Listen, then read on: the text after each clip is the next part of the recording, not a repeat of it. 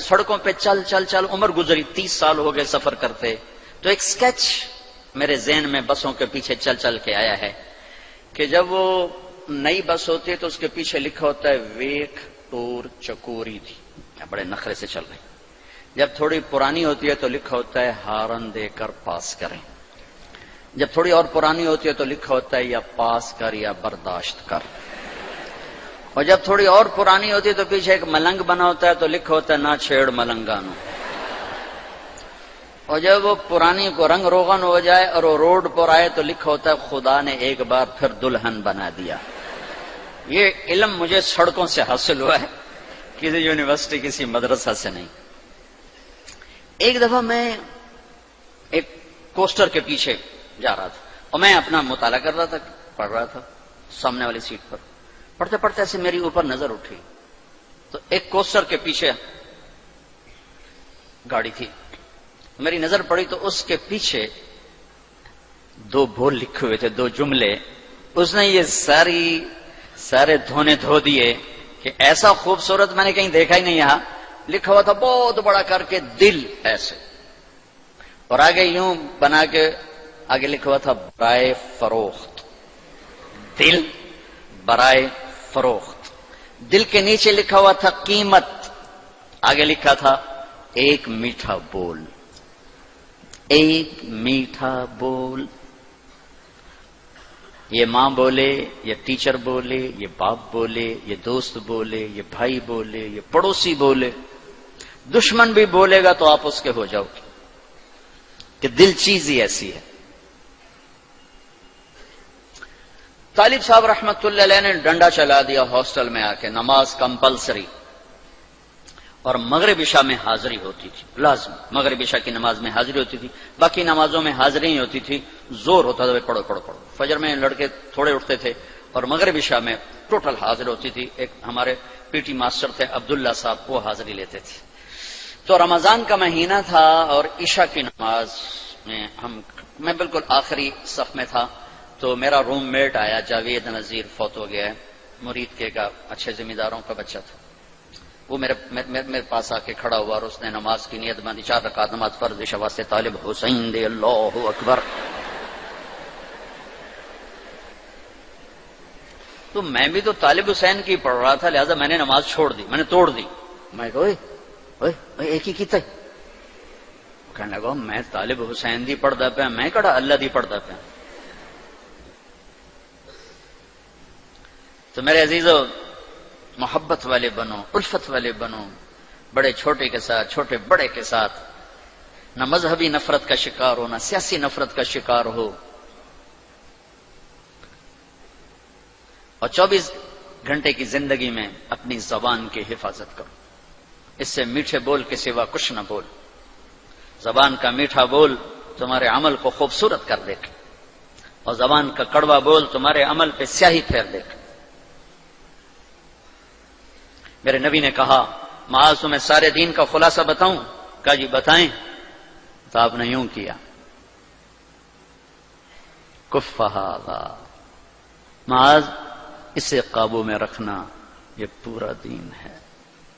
یہ کیا مطلب؟ یہ پورا دین ہے. ہاں، یہ اس لیے دین ہے کہ اگر زبان محفوظ ہے تو پورا دین محفوظ ہے. اگر زبان نکل گئی ہاتھوں سے تو سارا دین ہاتھوں سے نکل گیا. تو اللہ تعالیٰ آپ کا مستقبل اچھا کرے. آپ ہمارا سرمایہ ہیں. یہ تھوڑی سی چند ایک باتیں ہیں. اپنی تعلیم سے انصاف کرو، صرف ڈگری کے لیے نہ پڑھو، علم کے لیے پڑھو. رزق اللہ تمہیں دے دے گا. مثبت پازیٹو سوچ رکھو، نہ سیاسی، نہ مذہبی، نہ قومی.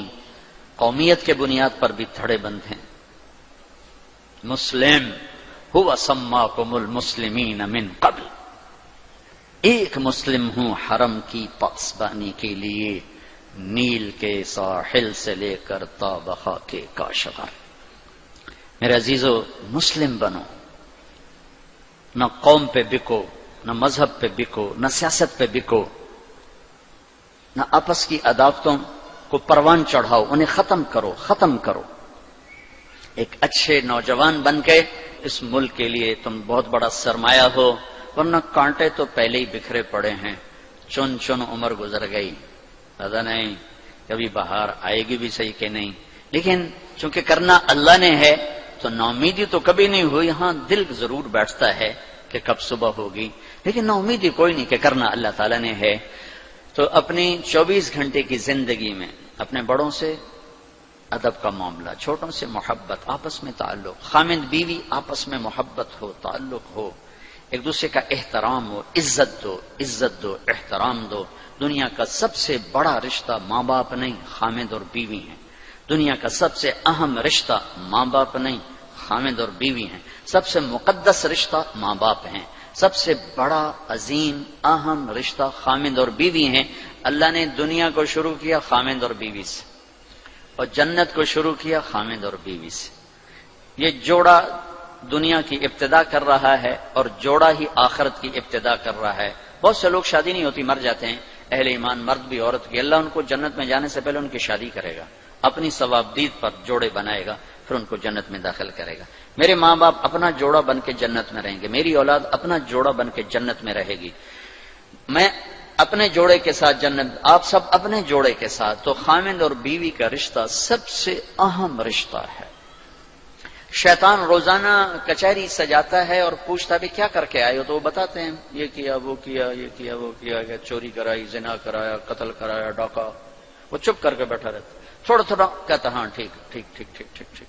ایک کالا سا شیطان کھڑے ہو کر کہتا جی میاں بیوی کو لڑایا، کہتا شاباش پترا تو اگاں آ جا، اگاں جا. اس کو گلے لگاتا ہے اور کہتا ہے یہ ہے میرا جان نشین، یہ ہے میرا جان نشین، جس نے خامند بیوی کو لڑا کر خاندانوں میں نفرت کی آگ لگا دی. نوجوان بچیاں آتی ہیں ہماری مستورات کے پاس، یہ ہمارے ماں باپ آپس میں بہت لڑتے ہیں، ہماری زندگی تباہ ہو گئی، ہمارے ماں باپ آپس میں بہت لڑتے ہیں، ہماری زندگی ختم ہو گئی. کہ ماں باپ کا ایک دوسرے کو میاں بیوی کا ایک دوسرے کو برداشت نہ کرنا یہ آگ لگا دیتا. برداشت کرنا سیکھو، برداشت کرنا سیکھو. میرے نبی نے فرمایا اگر میری شریعت میں سجدہ ہوتا میں عورت سے کہتا خامند کو کرے، اور مردوں سے کہا بہترین مسلمان وہ ہے جو بیوی سے اچھا سلوک کرے. تو خوبصورت معاشرے کی بنیاد خامند اور بیوی پر رکھی گئی. اگر ان کا سلوک اچھا ہے تو نسل اچھی تیار ہوگی. اگر ان کے سلوک میں برداشت نہیں، خامند بیوی کی نہیں کرتا، بیوی خامند کی نہیں کرتی ہے، تو اس گھر میں آگ لگ جائے گی. اور خامند اور بیوی کی صلح اتنا بڑا عمل ہے کہ آپس میں لڑے ہوئے ہوں اور صلح کر لیں تو اس پر اللہ خوش ہو کر ان کے پچھلے سارے گناہ معاف کر دیتے. ایک دوسرے کو عزت دو، یہ بہت بڑا رشتہ ہے، بہت بڑا رشتہ ہے. اس پہ ہماری ساری نسل کا دار و مدار ہے. اگر کبھی کوئی اونچ نیچ ہو بھی جائے تو اولاد کے سامنے مت کرو، ایک طرف ہو کے کرو. ہو تو جاتی ہے. حضرت فاطمہ رضی اللہ تعالیٰ عنہ کے گھر ہمارے نبی گئے تو وہ اداس بیٹھے. آپ نے کہا کیا ہوا؟ کہ میرا اور علی کا جھگڑا ہو گیا. اب نبیوں کے بعد تو سب سے بڑا جوڑا ہے یہ. تو آپ نے کہا علی کدھر ہے؟ کہا جی پتہ نہیں، باہر نکلے ہیں. تو آپ ان کو ڈھونڈنے نکلے، لوگوں سے نہیں کہا علی کو ڈھونڈو، خود ڈھونڈنے نکلے. اور مسجد میں جا کے دیکھا تو حضرت علی سوئے ہوئے تھے. تو آپ نے ان کو جا کر بڑے پیار سے کہا ابو تراب اٹھو. ابو تراب یہ اللہ کے نبی نے آپ کو ٹائٹل دیا. تو حضرت علی فرمایا کرتے تھے پوری دنیا کے ملنے پر وہ خوشی نہ ہوتی جو اس ٹائٹل پر مجھے خوشی ملی. تو ان کو لائے اور آ کر بیٹھے. اب کیا جب کبھی کوئی جھگڑا نا تو بیچ میں کوئی صلح کرانے، ہاں بھائی تو دس تو کی آنا، ہاں بھائی تو دس تو کی آنا ہے، وہ دونوں کو مزید لڑا کے اٹھتا ہے. صلح کا یہ طریقہ نہیں. اسیں جی پہلے کوئی گل کریں گے پھر کسی گل تے صلح کریں گے، یہ صلح کبھی نہیں ہوگی، یہ اور لڑ کے اٹھیں گے. اب میرے نبی آتے، ہاں بھائی علی کیا کہتا ہے، فاطمہ تو بتا کیا مسئلہ ہے. تو بات شاید لمبی ہو جاتی. آپ نے نہ علی کی سنی نہ فاطمہ کو سنی. آپ تشریف لائے اور ایسے لیٹ گئے نیچے. ادھر حضرت علی کو لٹایا، ادھر فاطمہ کو لٹایا.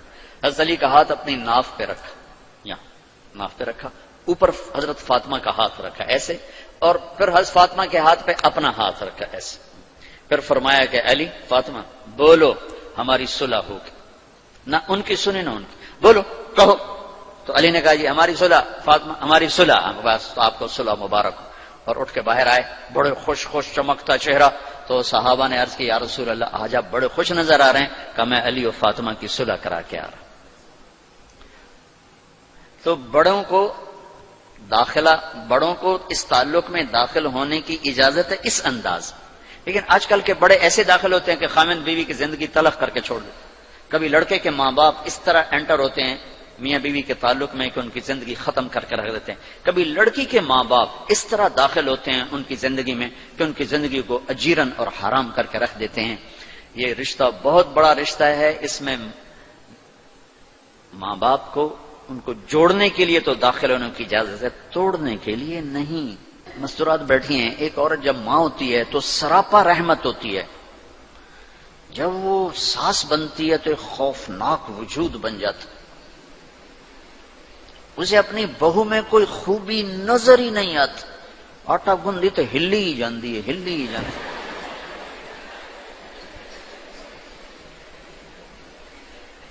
یہ اس لیے ہے کہ ہم نے اپنے نبی کی سیرت کو پڑھائی نہیں کہ آنے والی بیٹی کو کیسے سینے سے لگانا ہے کہ وہ بیٹی بن جائے. یہ اخلاق اگر ہوں تو بہت خوبصورت گھر چل سکتا ہے. لیکن چونکہ یہ سیکھا نہیں ہے تو جب کوئی نئی بچی آتی ہے تو ہر ایک کی تلوار اس کے سر پر ہوتی ہے. ترچھی نظریں. جب کوئی آدمی مشہور ہو جاتا ہے دین کے عنوان سے تو پھر لوگ اپنے دکھ لے کر آتے ہیں. جو کوئی وظیفہ بتا دو, کوئی طریقہ بتا دو. اب بد اخلاقی کے لیے وظیفہ تو ہے کوئی, تو سیکھنا پڑتا ہے. تو ہمارا سسرالی معاشرہ بڑا ظالم ہے, بہت ظالم. ایک اور واقعہ یاد آ گیا. ہماری ایک دھوبن تھی, ماسی شریفہ, بڑی تکڑی ساس تھی. وہ ایک دن آئی میری بہن کے پاس, کہنے گئی بی بی میری ساریاں نوواں میرے نال بڑا لڑتی خود تھی, 4 بوہیں تھی. میں نو کوئی کیوں جا توید دے جو ساریاں میریاں نوکر بن جانا. اب میری بہن کو تو پتا تھا کہ کمال تو سارا ماسی شریفہ کا ہے.